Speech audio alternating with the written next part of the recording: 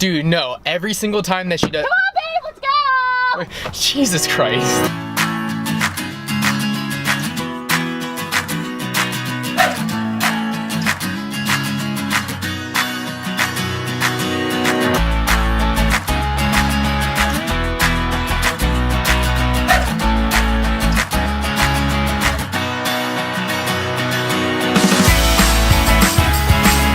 Dirt in this.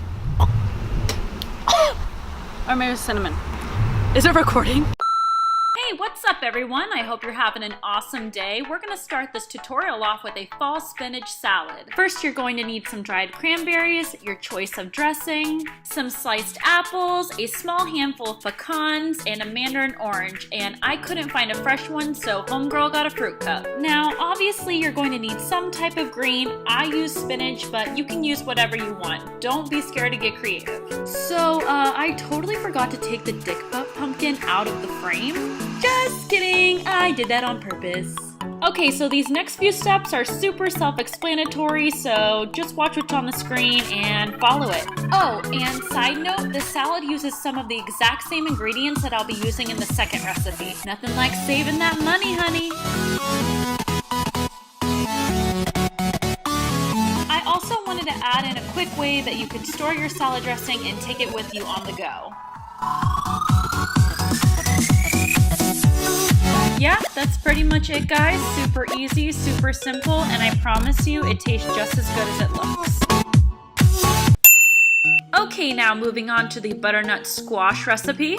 You will need a half a cup of cranberries, 1 pound of the butternut squash, 1 tablespoon of olive oil, some cinnamon, some maple syrup, some salt, about a cup of pecans, and at least a couple of cups of Brussels sprouts. Oh, and don't forget to preheat your oven to 400 degrees Fahrenheit, like I did. Then you can start cutting your Brussels sprouts just like this. That way you can put them face down on the pan. By the way, guys, don't forget to rinse off your Brussels sprouts. Super important. Just put them into a strainer and rinse them under some cold water. Next, you're just gonna add in a tablespoon of olive oil, just a hint of salt, or a lot, and then mix it all together. Alright, for this next part, you're just going to take each Brussels sprout and put them face down on a pre-greased pan. Here I am slicing and peeling and taking the seeds out of the butternut squash. I actually had to get my boyfriend to help me. This was my first time doing this, and apparently you can peel it with a regular potato peeler. I just found that out, so. Begin cutting the squash into little cubes. Then you're just going to take all your squash diced little pieces and put them into a bowl and add a tablespoon of the olive oil. You're also going to add in a tablespoon of the maple syrup and add in some cinnamon to taste. I really like cinnamon, so I'm gonna take a wild guess and say I use between a half a tablespoon and a full tablespoon. Next, you're gonna take all of your little squash pieces and put them on a pan that has also been pre-greased. Is it pre-greased or pre-oiled? Well, one of those. Then to save time, you can put both of those on the top rack in the oven for 25 minutes, both on 400 degrees. Do not forget that halfway through, you will need to flip all of them over to the other side and continue baking. Once all of your goodies are done baking, you can just go ahead and let them cool for a few minutes and then put them straight into a bowl.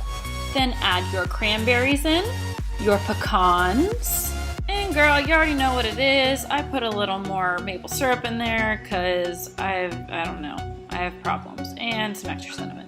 And as much as your girl loves to be all extra, I actually think it would have tasted a little bit better if I didn't add the extra syrup in at the end. But it still was super, super good. Next, you're gonna go ahead and put that into a to-go jar. I use these little mason jars that are super cheap. Yeah, and that's it, you're done. And last but not least, we have the pumpkin chili, which, oh my gosh, you guys, it is so good and so easy to make. Literally, you're just gonna add in 28 ounces of canned crushed tomatoes, 15-ounce can of kidney beans, 15-ounce can of pumpkin, well this really isn't a can, but you get the picture, and a 15-ounce can or package of black beans, a red onion, be sure to dice it. I bought mine pre-diced because it's easier, a little bit of lime juice, a diced up red and yellow pepper. Now for your spices, you're going to need a dash of red pepper flakes. You can also use cayenne pepper, 2 tablespoons of chili powder, a half a teaspoon of cinnamon, 2 teaspoons of paprika, and a dash of salt. You're also going to need 2.5 cups of vegetable broth, 2 cloves of minced garlic, Then go ahead and give everything a really good stir, bring it up to a slight boil, turn down the heat, and then let it simmer for about 15 to 20 minutes. And boom, you're all done. Just remember that these are your base meals so you can add any kind of fruit that you want during the day. Thank you guys so much for watching, and I hope to see you next time. Here we go.